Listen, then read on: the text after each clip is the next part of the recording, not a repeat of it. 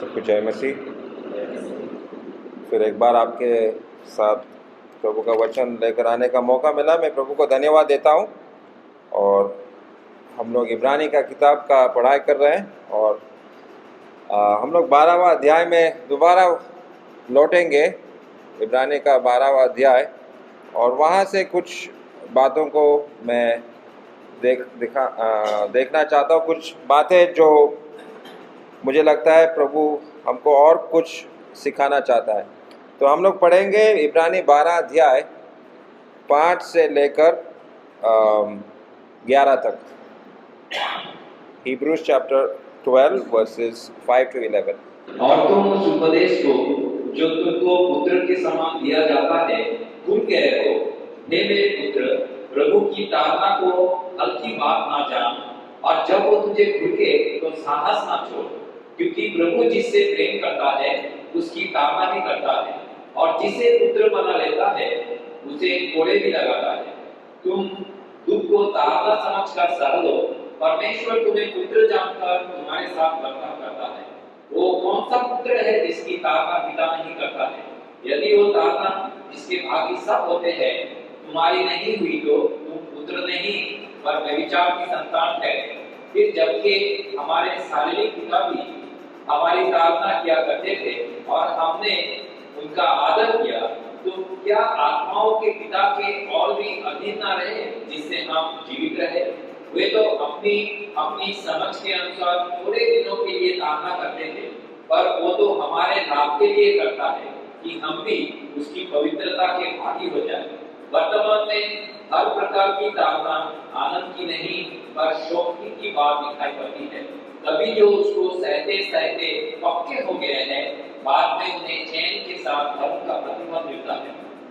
Thank you brother. परमेश्वर अपने पढ़े वर्षों पर आशीर्वाद दे। अभी जैसे हमने पिछले बार इस विषय को थोड़ा सा हल्का से देखा था कि विश्वासी के जीवन में संकट आता है, ताड़ना आता है, मुसीबतें आते हैं। तो ये क्यों होता है? क्यों एक विश्वासी को मुसीबतों का सामना करना पड़ता है? अभी याद करो कि ये इब्रानी का किताब का लेखक देख रहा है कि जो दूसरा पीढ़ी है उनमें थोड़ा कमजोरी पाया जा रहा है, और ऐसा है कि दूसरा पीढ़ी जो है शायद विश्वास से हट जाएंगे, प्रभु यीशु मसीह को छोड़ देंगे। पहले पीढ़ी जो है अच्छे विश्वासी जीवन जिया, प्रभु यीशु मसीह के लिए बहुत अत्याचार भी सहा, मार खाया, गाली सुना। लेकिन जो नया पीढ़ी है, सेकंड जनरेशन जो है, वो देख रहा है कि शायद पुराना जीवन वो अच्छा था, हमारे माँ बाप ने शायद गलती किया, वो पहले वाला जीवन शायद अच्छा था, तो बैकस्लाइड होने का चांसेस है। तो उसी का सोच में ये लेखक ने इब्रानी का किताब को लिखा, और शायद ये नया दूसरा पीढ़ी जो है, सेकंड जनरेशन, ऐसा सोच रहा है कि क्यों इतना दुख आ रहा है, क्यों इतना कष्ट आ रहा है, कुछ समस्या है, और शायद हम पापी जीवन जिएंगे तो उसी में भला है, झूठ बोलने से हमारा और भी अच्छा हो सकता है। तो इसलिए लेखक यहाँ पर एक चेतावनी दे रहा है कि लौट कर मत जाना, विश्वासी जीवन को मत छोड़ना। और हिब्रूज चैप्टर 11 इब्रानी का 11 अध्याय विश्वास क्या है वो लेखक वहाँ पर बताने का कोशिश किया। और हमने पिछले बार ये भी देखा कि 10 अलग अलग पुराने नियम के एग्जाम्पल्स, उदाहरण हम लोग देखें, वो 11वां अध्याय में हम लोग देखा। तो अभी ताड़ना क्यों होता है, संकट क्यों हो रहा है, थोड़ा सा और समझने का कोशिश करेंगे। तो सबसे पहले ये जो है वो 10 पद में हम लोग ऐसे पढ़ते हैं कि क्यों आता है, क्यों समस्या आता है, कि वे तो अपनी अपनी समझ के अनुसार थोड़े दिनों के लिए ताड़ना करते थे, पर यह तो हमारे लाभ के लिए करता है कि हम भी उसकी पवित्रता के भागी हो जाएं। पहला कारण क्या है? हम भी पवित्र बने। पवित्र जीवन परमेश्वर अपेक्षा करता है। पवित्रता क्या है? संसार से अलग, सैंक्टिफिकेशन, शुद्धिकरण, शुद्ध जीवन हमको जीना है। क्योंकि दुनिया को जब हम देखते कैसे पापी जीवन जी रहे लोग हम लोग देखते हैं, नशा पान में, बहुत सारे बेविचार में, अलग अलग प्रकार के पापों से ये दुनिया भ्रष्ट हो रहा है, पापी हो रहा है, अपवित्र हो रहा है। तो परमेश्वर क्या चाहते हैं? हम लोग पवित्र जीवन जीना चाहिए, पवित्र जीवन। तो परमेश्वर क्यों ताड़ना लाता है, क्यों संकट लाता है? ताकि हम लोग पवित्र बने। और हमारा परमेश्वर पवित्र पवित्र पवित्र परमेश्वर है। तो वो पवित्र पवित्र परमेश्वर के सामने हम कैसे जाएंगे? हम कितना पापी है, इसका एहसास मुझे होना चाहिए। तो परमेश्वर क्यों संकट लाता है कभी कभी? ताकि मैं शुद्ध हो जाऊं, मैं पवित्र बनूं। अभी दूसरा कारण जो है, ये परमेश्वर का प्रेम का एक सबूत है। बोलेगा ऐसा कैसा, ताड़ना आ गया मतलब ये सबूत हो गया? हाँ, परमेश्वर का शिक्षा जो है, परमेश्वर का स्कूल अलग प्रकार से ट्रेनिंग होता है। संकट से जाना पड़ता है, मुसीबत से जाना पड़ता है, तो वही ट्रेनिंग है। लेकिन वहाँ 6 पद में ऐसे लिखा है कि क्योंकि प्रभु जिससे प्रेम करता है उसी को ताड़ना भी करता है। जिससे प्रेम करता है उसको भी ताड़ना मिलता है। तो ये परमेश्वर का प्रेम का सबूत है। अगर आपके जीवन में संकट है, अगर आप विश्वासी है और संकट है, तो ये एक परमेश्वर का प्रेम का सबूत है। परमेश्वर आपसे प्रेम करता है, परमेश्वर कुछ अच्छा कर रहा है। और जो सोना को शुद्ध कैसे करते हैं, याद है ना? सोना को शुद्ध करने के लिए क्या करना पड़ता है? उसको आग में डालना पड़ता है।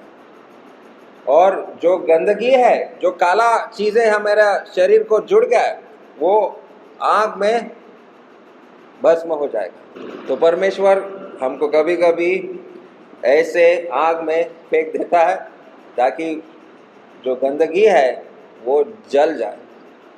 और ये परमेश्वर का प्रेम का एक सबूत है। फिर 9 पद में हमने पढ़ा, 9 पद फिर मैं पढ़ रहा हूँ। फिर जब कि हमारे शारीरिक पिता भी हमारी ताड़ना किया करते थे, तो क्या आत्माओं के पिता और भी अधीन न रहे जिससे जीवित रहे? तो परमेश्वर क्या चाहता है कि I need to learn obedience, आज्ञा पालन करना सीखना है, आज्ञा पालन करना है। I need to be obedient. अभी जो मिलिट्री में काम करते हैं शायद उनको पता है कि ओबीडियंस क्या है। जब जनरल साहब, कैप्टन अगर ऑर्डर देगा तुरंत आपको करना ही पड़ेगा। क्यों अब नहीं कल करूँगा, ऐसा उनको, बड़े साहब को आप नहीं बोल सकते। अगर ऑर्डर आया तुरंत आपको करना है। ओबीडियंस आपको सीखना पड़ेगा। तो परमेश्वर भी कभी कभी हम लोगों को ओबीडियंस क्या है, आज्ञा पालन कैसे करेंगे, ये हमको सिखाता है। कब सीखने को मिलता है? जब ताड़ना मिलता है, जब समस्या आता है, तब मुझे करना ही पड़ेगा काम। आज नहीं, कल नहीं, बाद में करूँगा, नहीं, अभी करो। जो बहुत ज़रूरी है वो अभी करना है। संगति रखना ज़रूरी है, बाइबल पढ़ना ज़रूरी है, प्रार्थना करना ज़रूरी है। बाद में करूँगा, अभी मुझे थोड़ा सोने दो, नहीं हो सकता है। आपको आज्ञा पालन सीखना जरूरी है, लर्न ओबीडियंस। इसलिए परमेश्वर कभी कभी संकट लाता है। और 11 पद में हम लोग इब्रानी का 12 अध्याय, हिब्रूज चैप्टर 12 में हम लोग देख रहे हैं। और इसका 11 पद में ऐसा लिखा है कि और वर्तमान में हर प्रकार की ताड़ना आनंद की नहीं पर शोक की बात दिखाई पड़ती है, तो भी जो उससे सहते सहते पक्के हो गए हैं। पक्का होना है, कच्चा नहीं। कच्चा विश्वासी या पक्का विश्वासी, किस प्रकार का विश्वासी हो आप? परमेश्वर किसका उपयोग करेगा, कच्चा विश्वासी या पक्का विश्वासी? तो पक्का होना है ना। तो हमारे वहाँ में महाराष्ट्र में बड़ा हुआ, तो हमारे घर में एक आम का पेड़ था। और वो जो आम जब बड़ा हो जाता था पूरा पक नहीं जाता था, अभी थोड़ा सा हार्ड है, सख्त होता। तो हम लोग चावल का जो ये है 25 किलो का ये बस्ता होता है, उसमें हम लोग ये डाल देता है। तो ये 5 दिन अगर उसमें डाल देगा, 5 दिन बाद निकालेगा, वो पक जाता था। लेकिन उसको उस चावल का बस्ता में उसको डुबाना पड़ता, रखना पड़ता था। बाद में निकालने का बहुत अच्छा मीठा आम मिल जाता था। यहाँ पे ऐसे करते कि नहीं मुझे मालूम नहीं, लेकिन हमारे वहाँ पर ऐसा हम लोग ऐसे करते थे। तो कभी कभी हम लोगों को ऐसे किसी चीज़ में या संकट में परमेश्वर हमको डुबा देता है, और जब हम बाहर निकलता है पक्का बन जाता है। और जो मिलिट्री में भी ट्रेनिंग करते हैं, ट्रेनिंग जो होता है वो आपको पक्का बनाने के लिए होता है। जो कॉलेज से बाहर निकलता है वो कच्चा होता है। तो 3 साल का शायद ट्रेनिंग या 6 महीने का ट्रेनिंग या जो भी है, वो ट्रेनिंग में आपको पक्का करने के लिए होता है। तो परमेश्वर अपना तरीके से हमारा ट्रेनिंग करता है, और वो ट्रेनिंग कैसा है? ताड़ना से, मुसीबत से, संकट से आपको आपका सामना करना पड़ेगा, तब आप पक जाएंगे। तो परमेश्वर पके हुए विश्वासी ढूंढ रहा है। और इसी अभी यहाँ पर ये नहीं है, लेकिन ताड़ना क्यों होता है?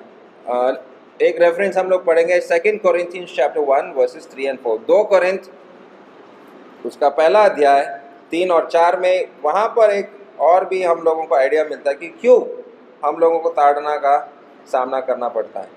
हमारे प्रभु यीशु मसीह के परमेश्वर और पिता का धन्यवाद हो, जो दया का पिता और सब प्रकार की शांति का परमेश्वर है। वो हमारे सब केसों में शांति देता है, ताकि हम उस शांति के कारण जो परमेश्वर हमें देता है उन्हें भी शांति दे सके जो किसी प्रकार के क्लेश में हो। हाँ, तो जब मैं ऐसे संकट में है, ट्रेनिंग मैंने पाया, परमेश्वर ने मेरा ट्रेनिंग किया, मैंने कुछ सीखा।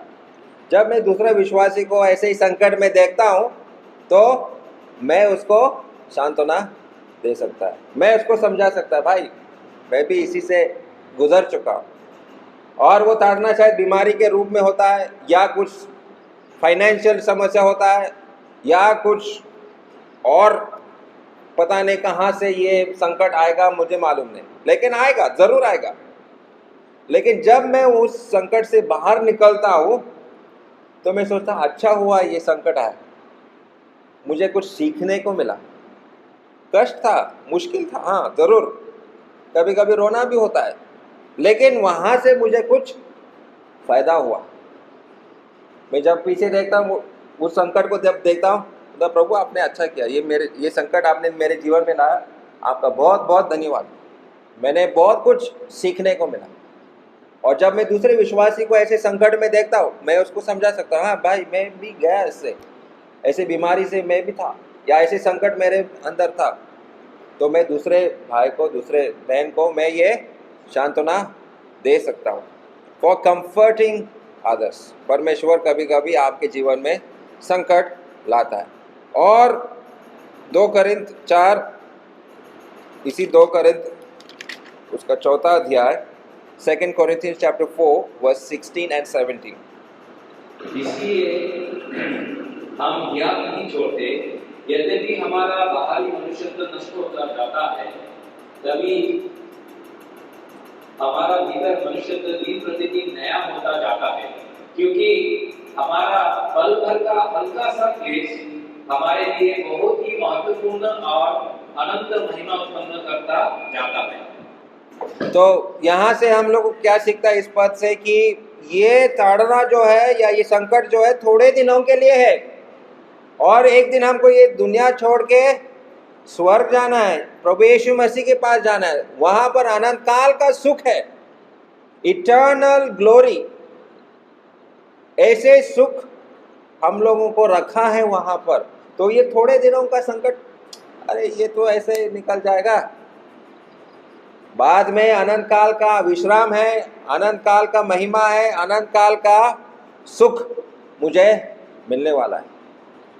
तो अगर थोड़ा दिनों का संकट मुझे सामना करना है तो करेंगे, बोलो परमेश्वर लाओ, पर संकट लाओ, आने दो, संकट समस्या आने दो, क्या होगा देखेंगे। भलाई होगा, मेरे जीवन के लिए कुछ शुद्धिकरण होगा। तो परमेश्वर कभी कभी संकट लाता है अनंत काल का महिमा को याद करने के लिए। तब मैं संसारिक चीज़ों को देखूंगा नहीं, मैं इंतज़ार में रहूंगा, प्रभु आप कब आएंगे, कब मैं इस दुनिया को छोड़ूंगा, कब मैं आपके पास आऊंगा। आपका नज़र स्वर्ग के तरफ होगा, संसारिक चीज़ों के ऊपर नहीं है जब ये संकट आता है। तो प्रभु इसलिए कभी कभी ये संकट आपके जीवन में लाता है, और हर विश्वासी को ये संकट का सामना करना ही पड़ेगा। और ये यूहन्ना 16 और 33, जॉन चैप्टर 16 वर्स 33। मैंने ये बातें उनसे इसलिए कहा है कि तुम मुझमें शांति भी है। संसार में तुम्हें क्लेश होता है, परंतु ढाढ़स मान लो, मैंने संसार को जीत लिया है। संसार में आपको क्लेश मिलेगा ही, ये होगा ही। अगर आप विश्वासी है तो क्लेश का सामना आपको करना ही पड़ेगा। It is proof that you are a child of God. आप परमेश्वर का संतान है, ये आपका एक सबूत है। अगर संकट आ रहा है, क्लेश आ रहा है, ताड़ना हो रहा है, तो ये एक प्रकार का सबूत। तो उसमें खुश रहो, प्रभु मैं आपका संतान हूँ। तो उस समय आप प्रार्थना कर सकते, प्रभु इस ताड़ना को सामना करने के लिए मुझे शक्ति दो, आप पर विश्वास रखने के लिए मुझे शक्ति दो। उस संकट के समय में आप ऐसा प्रार्थना कर सकते हैं। तो वापस आइए इब्रानी का 12 अध्याय में। और पिछले बार भी ये इब्रानी का 12 अध्याय में हमने देखा था कि परमेश्वर के अलग अलग गुणों को, कैरेक्टरिस्टिक्स ऑफ गॉड। लेकिन एक गुण है, या अगर हम ये प्रश्न करेंगे व्हाट इज गॉड लाइक, परमेश्वर क्या है, व्हाट इज गॉड लाइक। तो कोई बोलेगा परमेश्वर प्रेम है, बिल्कुल अच्छा है, परमेश्वर प्रेम है। दया करुणा कृपा से भरपूर है, बिल्कुल सही है, परमेश्वर दया करुणा कृपा दिखाता है। परमेश्वर ज्योति है, गॉड इज लाइट, कोई बोलेगा बिल्कुल सही है, अंधकार को दूर करते हैं परमेश्वर ज्योति है। लेकिन परमेश्वर का एक गुण, या परमेश्वर क्या है, कैसा है, इस बात को हम बहुत बार भूल जाते हैं, और इसको याद करने के लिए बहुत ही ज़रूरी है। और 12 अध्याय और आखिरी पद वर्स 29 को हम लोग पढ़ेंगे। क्योंकि हमारा परमेश्वर भस्म करने वाला आग है। हमारा परमेश्वर भस्म करने वाला आग है, भस्म करने वाला आग है। और ये हम भूल जाते कि परमेश्वर का गुस्सा, परमेश्वर का क्रोध हमको एक क्षण में भस्म कर सकता है। God can consume us in seconds. अगर परमेश्वर का इच्छा है आज तुरंत, अगर आप पाप करेंगे तुरंत वो आपको भस्म करेगा। और हम इसके लायक है कि हम सब पापी हैं, और हम भस्म होना चाहिए। जैसे हम पाप करते तुरंत हम भस्म होना चाहिए, क्योंकि हमने देखा परमेश्वर पवित्र है, और हमारे पाप के कारण से हम लोग भस्म हो जाना चाहिए, हम भूल जाते हैं। और ये चीज़ें जो है लेखक इस इब्रानी का किताब में विश्वासियों को चेतावनी दे रहा है, और दूसरे पीढ़ी को, उनको भी ये वार्निंग दे रहा है, चेतावनी दे रहा है, परमेश्वर भस्म करने वाला है। अगर आप पापी जीवन जिएंगे एक दिन आप भस्म हो जाएंगे आग में।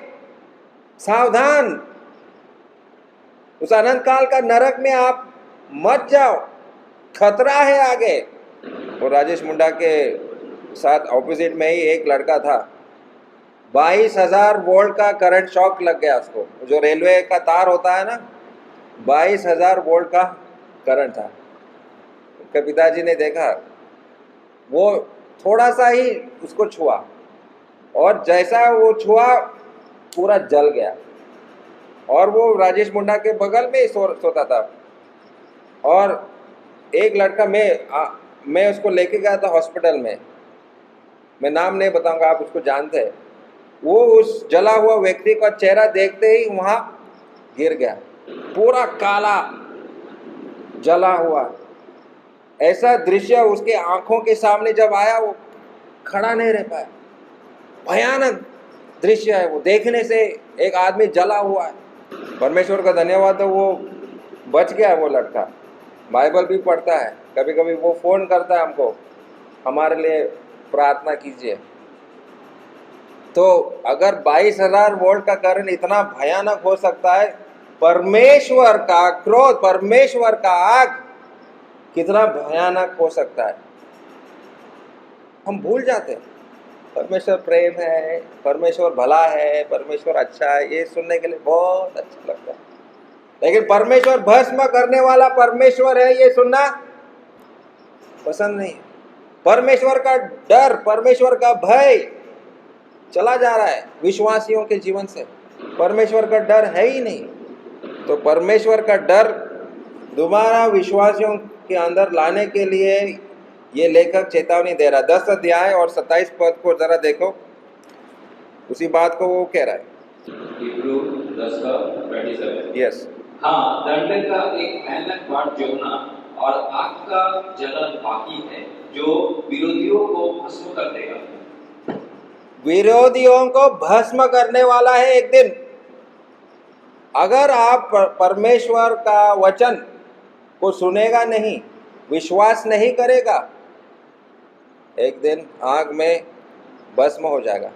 और जो बाइबल पूरे पढ़ चुके हैं, पुराने नियम में 2 शहरों को परमेश्वर ने आग से भस्म किया।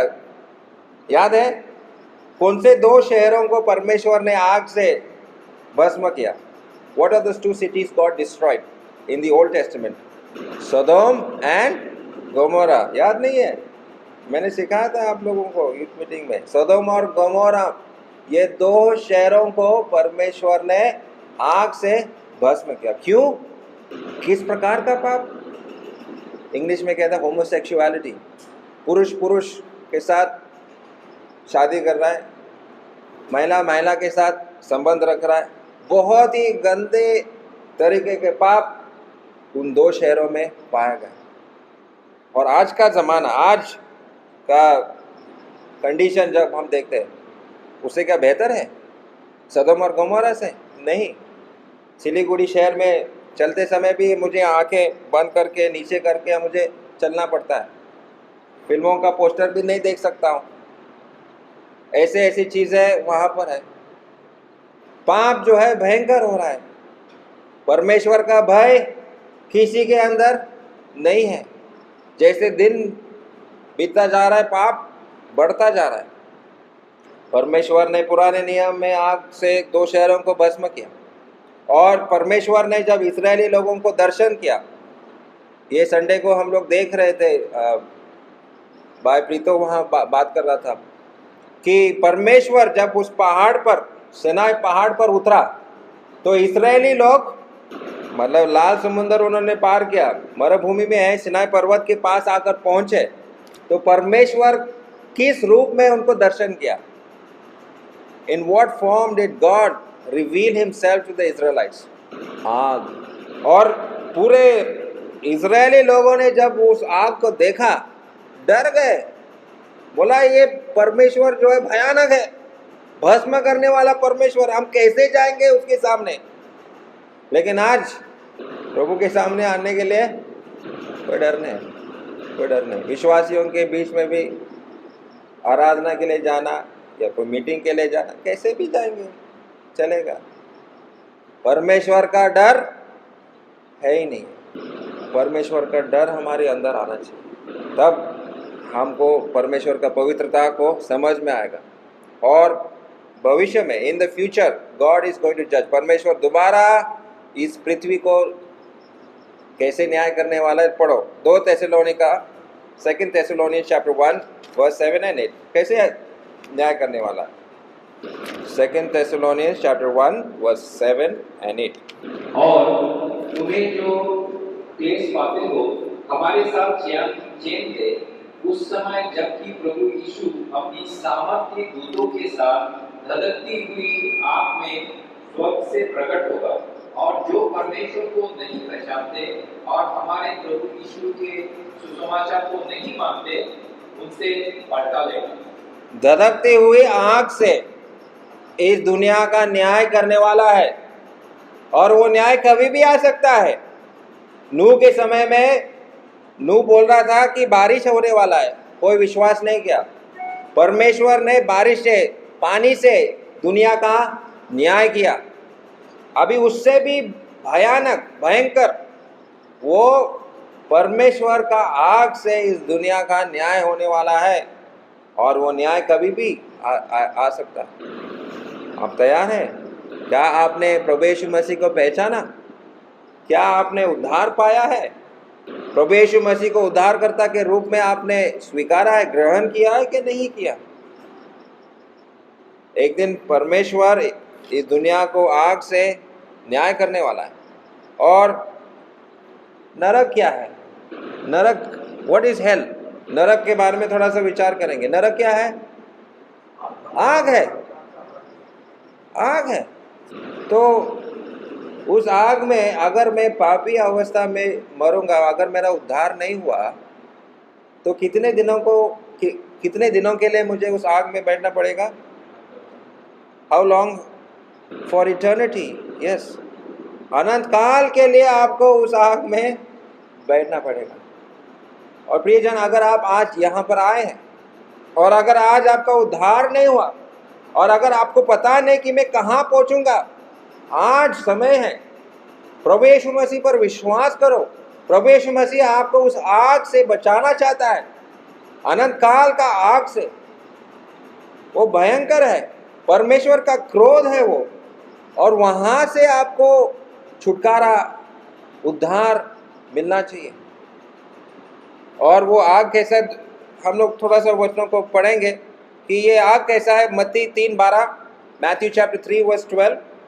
उसका सुख उसके हाथ में है और वो अपना खलिहान अच्छी रीति से साफ करेगा और अपने गेहूं को तो खेत में इकट्ठा करेगा, परंतु भूसी को उस आग में जलाएगा जो बुझने की नहीं। वो आग कभी बुझने वाला नहीं है, वो आग कभी बुझने वाला नहीं है। यहाँ का आग, थोड़ा पानी डाल दिया, बुझ गया। गांव में खाना जो बनाते हैं, आग में बनाते हैं, तो वो आग को बुझाने के लिए थोड़ा पानी फेंकेगा या वो लकड़ी को अलग अलग करके वो बुझ जाएगा। लेकिन नरक का आग कभी बुझने वाला नहीं, और उस जगह से हमको बचना है। और लूक 16 और 24, लूक चैप्टर 16 वर्स 24, वहां पर वो आग में क्या होगा? तब उसने पुकार कर कहा, हे पिता अब्राहम, मुझ पर दया करके लाजर को भेज दे, ताकि वो अपनी उंगली का सिरा पानी में भिगोकर मेरी जीभ को ठंडी करे, क्योंकि मैं इस ज्वाला में तड़प रहा हूँ। इस ज्वाला में तड़प रहा हूँ और प्यास लग रहा है। अभी गर्मी का मौसम चल रहा है ना, 2 दिन पानी नहीं मिलेगा तो कैसा होगा? कैसा होगा? भाई राजेश जो है वो दिन उसको पानी नहीं पिला, डॉक्टर ने मना किया, पानी नहीं पी सकता है। वो तब मुझे थोड़ा पानी दे दो, पानी चाहिए, मुंह में थोड़ा पानी चाहिए, मुंह पूरा सूख गया, गला पूरा सूख गया, थोड़ा पानी दीजिए मुझे। लेकिन नरक का आग उससे भी भयानक है, उससे भी बहुत बहुत भयानक है। प्यास लगेगा, एक बूंद भी पानी मिलने वाला नहीं है। और उसी 16 अध्याय और 26 पद, लूक 16 और 26। इन सब बातों को छोड़ हमारे और तुम्हारे बीच एक भारी गड्ढा ठहराया गया है कि जो यहाँ से उस पार तुम्हारे पास जाना चाहे वे ना जा सके, और ना कोई वहाँ से इस पार हमारे पास आ सके। हाँ, तो परमेश्वर और आपके बीच में एक बहुत बड़ा गड्ढा, मतलब आप यहाँ से वहाँ और कोई वहाँ से यहाँ नहीं आ सकता है। और यही सबसे बड़ा दुखी बात है। नरक का मतलब परमेश्वर से दूर, परमेश्वर से अलग। आज परमेश्वर आपसे बात कर रहा है, परमेश्वर आपको समय दे रहा है, लेकिन वहाँ परमेश्वर आपसे बात नहीं कर सकता है, परमेश्वर आपको मौका देने वाला नहीं है पश्चाताप करने के लिए। आज आप पश्चाताप कर सकते हैं, वहां बहुत देरी होगा। बचने का दिन आज है, नरक में नहीं, उस आग में नहीं। आप प्रभु यीशु मसीह को उद्धारकर्ता के रूप में मैं ग्रहण करता हूं, अभी आइए, नहीं, बहुत देर हो चुका होगा। आज प्रभु यीशु मसीह को स्वीकारो। और वहां पर कैसा गंध आएगा, प्रकाशित वाक्य 21 और 8, रेवलेशन चैप्टर 21 वर्स 8, वहां गंध किस प्रकार का है? द स्मेल और the stink is what 21 verse 8। परंतु डरपोकों और अविश्वासियों और घिनौनी और हत्यारों और व्यभिचारियों और टोना और मूर्ति पूजकों और सब झूठों का भाग उस चिन्ह में मिलेगा जो आग और गंधक से जलती रहती है। ये दूसरी मृत्यु है। आग और गंधक, हाँ, ये गंधक क्या है मालूम है? गंधक जो है उसका सेंट जो है, किसी को मालूम है गंधक का सेंट क्या है? गंध कैसा है मालूम नहीं? सड़ा हुआ अंडा, कभी आप ऑमलेट बता रहे समय सड़ा हुआ अंडा उस तवा में गया तो कैसा गंध आता है? अच्छा है? नहीं, हजारों लाखों सड़े हुए अंडों का गंध क्या होगा? जरा सोचो। वो गंध आपके नाक में जा रहा है, आपको वो आग में है, प्यासा है, और वो गंध आपके नाक में जा रहा है। भयानक जगह, भयानक जगह। उस नरक में आप नहीं पाया जाना चाहिए। और क्या है उस आग में? उस आग में और क्या पाया गया, जरा देखो, मार्क 9 और 44, मार्क चैप्टर 9 वर्स 44, मार्क 9:44। जहाँ उनका कीड़ा नहीं मरता और आग नहीं घुसती। जहाँ कीड़ा नहीं मरता, कीड़े, मेरे बच्चे तो कीड़े से डरते हैं, जैसे घर में एक छोटा सा भी कीड़ा आ गया मार देते हैं। तो वहां पर ऐसे कीड़े हैं जो मरते नहीं, चारों ओर। अब वहां पर आग में भी कीड़े हैं, भयानक जगह है। और मत्ती 8 और 12 और 2 पदों को पढ़ेंगे और खत्म करेंगे।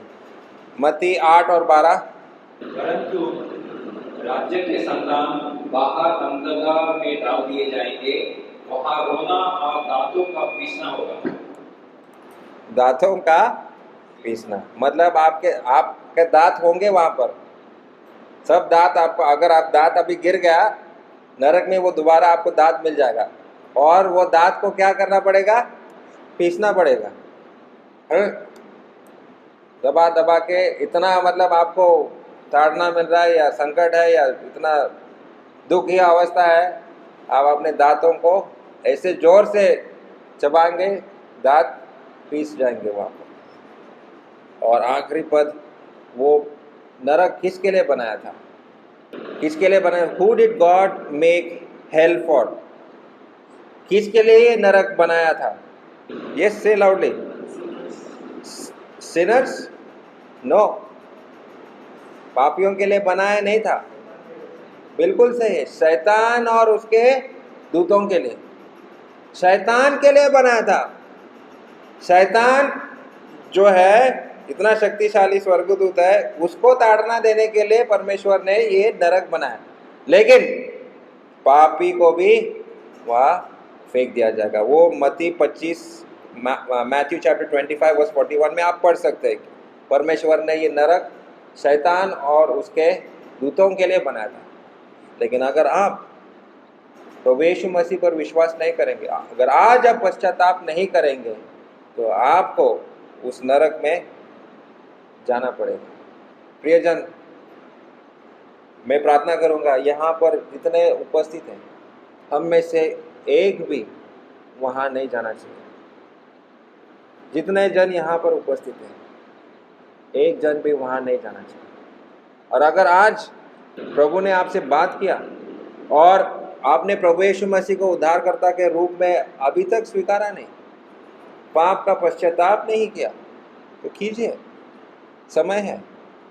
परमेश्वर ज़रूर भस्म करने वाले आग की तरह है, लेकिन वो दया भी दिखा रहा है, वो बुला रहा है, वो इंतज़ार में है कि आप मन फिराएंगे और प्रभु यीशु मसीह पर विश्वास करेंगे। प्रभु यीशु मसीह ने आपके पापों के लिए उस क्रूस पर मरा ताकि मैं उस आग में ना जाए। प्रभु यीशु मसीह मरा, गाड़ा गया और 3 दिन बाद वो जिंदा हुआ। आज प्रभु यीशु मसीह जिंदा है और अगर आप उसको पुकारेंगे, यीशु मसीह मेरे हृदय में आओ, मेरे दिल में आइए, मैं एक पापी हूँ, मुझे क्षमा कीजिए, मैं आप पर विश्वास करता हूँ, आप पवित्र है, आप भस्म करने वाला परमेश्वर है, लेकिन आप दया भी दिखा सकता है। तो इस प्रकार से अगर आप प्रार्थना करेंगे, इस प्रकार से अगर आप विश्वास करेंगे, ज़रूर परमेश्वर आपके जीवन को बदल देंगे, परमेश्वर आपको बचाएगा। तो यहीं पर मैं समाप्त करता हूँ और विश्वास करता हूँ कि परमेश्वर ने आपको इन पदों से, इन वचनों से आपको आशीष दिया। सुनने के लिए बहुत बहुत धन्यवाद। Thank you.